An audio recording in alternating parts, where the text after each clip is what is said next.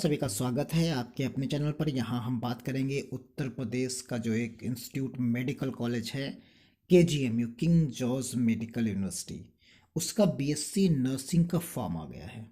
और ये नर्सिंग का फॉर्म की हम कैसे भरें, इस पर एक वीडियो अपलोड कर चुके हैं। उसका लिंक हम आपको डिस्क्रिप्शन बॉक्स में दे देंगे, आप वहाँ से जाकर उसे देख सकते हैं। उसमें बहुत सारी डिटेल में हमने एक्सप्लेन किया है कि एक चीज़ को, पूरे नोटिफिकेशन को। अब यहाँ पर कुछ 3 मुद्दों की हम बात करेंगे जो उसमें ज़्यादा डिटेल्स में बात नहीं हो पाई है, और आप लोगों ने कमेंट भी किया है कि इनके बारे में क्लियर करें। तो एग्ज़ाम सेंटर कहाँ होंगे, एक पहला मुद्दा ये है।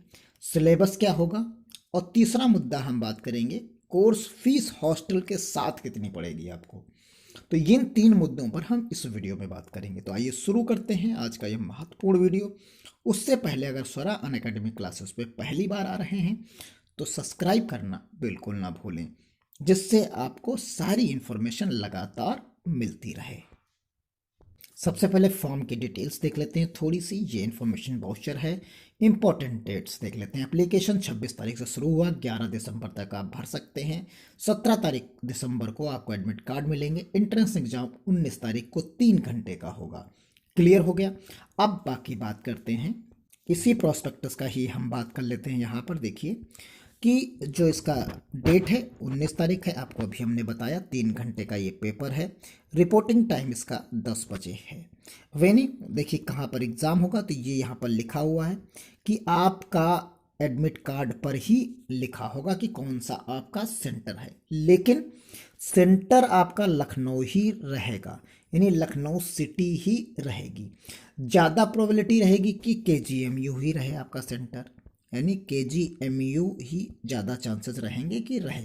लेकिन अगर ज़्यादा अप्लीकेशंस आ जाते हैं तो इसके अलावा भी बहुत सारे मेडिकल कॉलेजेस हैं, जैसे विवेकानंद है और सारे हैं, कई सारे लखनऊ के अंदर।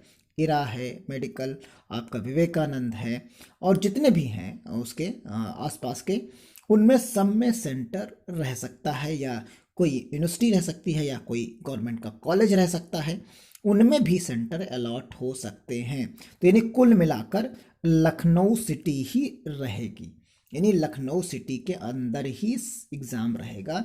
यूपी से या यूपी के बाहर से आप कहीं से भी फॉर्म भरें, ऑल इंडिया कहीं से फॉर्म भरें, आपको लखनऊ ही आना पड़ेगा एग्ज़ाम देने के लिए। क्लियर हो गया होगा। अब बाकी मुद्दे पर बात करते हैं। अब यहाँ पर जो मार्किंग है वो 1 नंबर का एक क्वेश्चन होगा, और 200 क्वेश्चंस आते हैं, आप सभी लोग जानते हैं। तो इसमें 200 क्वेश्चंस आपको मिलेंगे, और 200 एक नंबर एक क्वेश्चन का, एक क्वेश्चन का 1 नंबर होगा, निगेटिव मार्किंग नहीं होगी।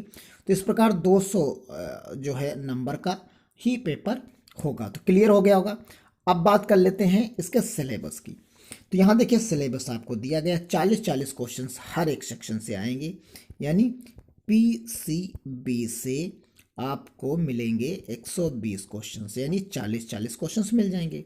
एप्टीट्यूड से आपको 20-40 मिलेंगे, और यहाँ इंग्लिश और जनरल नॉलेज से भी 40 मिलेंगे। इस प्रकार कितने हो जाएंगे, 200 क्वेश्चंस हो जाएंगे। तो ये क्लियर हो गया होगा। अब यहाँ बात कर लेते हैं सिलेबस की। तो सिलेबस में एक वर्ड लिखा गया, देखिए सिलेबस है, और यहाँ ऑफ इंटरमीडिएट स्टैंडर्ड ये वर्ड यूज़ किया गया है। इसका मतलब आपको हम सबसे पहले बताते हैं। इसमें कन्फ्यूजन काफ़ी लोगों का होता है। कुछ लोग कहते हैं कि 11th क्लास और प्लस 12th क्लास दोनों का होता है। कुछ लोग सिर्फ कहते हैं कि 12th क्लास का ही सिलेबस होता है। तो ये जो दो तरीके की बातें हैं इसमें, इसको क्लियर कर लेते हैं पहले। तो आइए शुरू करते हैं। देखिए अगर हम गूगल की ही मान लें, तो गूगल पर जब आप सर्च करेंगे तो इसका जवाब आता है। उस जवाब को ही हमने यहाँ पर माना, और यही मैक्सिमम, यही सही भी है, इसमें कोई दो राय नहीं। आप से कहते हैं कि कहाँ लिखा है, तो हमने इस बारे में बात की कि इंटर का फुल फॉर्म इंटरमीडिएट होता है, और इसका हिंदी मतलब उच्चतर माध्यमिक होता है। जो 12th की परीक्षा का संचालन करते हैं उसे हम इंटरमीडिएट एग्ज़ाम कहते हैं, और 12th की परीक्षा को क्वालिफाई करने वाले को इंटर पास कहते हैं। तो यानी क्लियर कट है कि 12th का ही सिलेबस इसमें आएगा। जो 12th का सिलेबस है आपका, इंटर का जो सिलेबस है वही आपको यहाँ पढ़ना है। अब इंटर में हम फिजिक्स की बात कर लेते हैं। फिजिक्स का जो सिलेबस आपका है, जो फिजिक्स का हम सिलेबस की बात कर रहे हैं, उसके हम यहाँ पर सिलेबस लेकर हाजिर हैं। तो यहाँ इलेक्ट्रोस्टैटिक्स है पहला, उसमें 2 चैप्टर्स हैं। फिर करंट इलेक्ट्रिसिटी है, तो यहाँ पर 1 चैप्टर है। फिर magnetic effect of current and magnetism, इसमें 2 चैप्टर्स हैं, मूविंग चार्ज एंड मैग्नेटिज्म। और फोर्थ है मैग्नेटिज्म एंड मैटर। चौथा यूनिट में आपको मिलेंगे 2 chapters, electromagnetic induction, alternating current. पांचवा है इलेक्ट्रोमैग्नेटिक वेव्स, इलेक्ट्रोमैग्नेटिक वेव। फिर यहाँ पर आपको मिलेगा ray optics and optical instruments. और 10th चैप्टर इसमें मिलेगा आपको वेव यूनिट्स। फिर dual nature of radiations and matter, ये आपको 11th चैप्टर है इसका। और यूनिट नंबर 8th में एटम एंड न्यूक्लियाई, तो यहाँ पर एटम एंड न्यूक्लियाई मिलेगा, अलग अलग चैप्टर्स में रहेगा। इलेक्ट्रॉनिक्स डिवाइस में semiconductors and materials, devices and simple circuits. तो ये आपका फिजिक्स का सिलेबस हो जाता है। इतने चैप्टर्स आपको पढ़ने हैं। इसी तरीके से केमिस्ट्री की बात कर लेते हैं। तो केमिस्ट्री में भी ये यूनिट्स दी गई हैं। और एक चीज़ बता दें, जो एग्ज़ाम आपका होगा, जो ये एग्ज़ाम आपका कंडक्ट होना है, ये इंग्लिश मीडियम में ही होगा, हिंदी मीडियम में नहीं होगा। यानी ये इंग्लिश मीडियम में ही आपका पूरा का पूरा पेपर आएगा। क्लियर हो गया होगा।